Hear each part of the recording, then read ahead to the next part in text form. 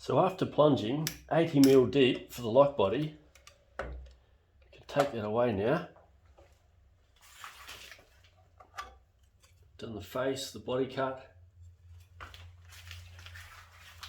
It's time to test it out, put the lock in, see how it fits. This is the AGB Euro lock. It's magnetic type.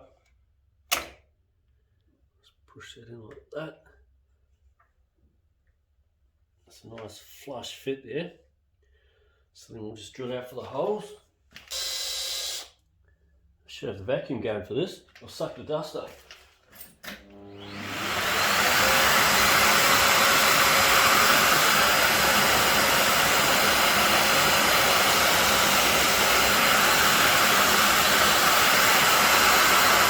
Good.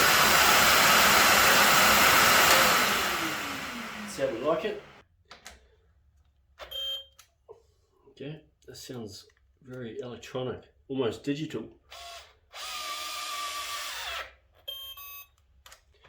So as you can see, that's a nice flush fit. And I'll take it away and we'll see how centre it is in the door. It's a test run, obviously. So we've got here, we'll go off 100. I see 8.5. 8.5, that's precise.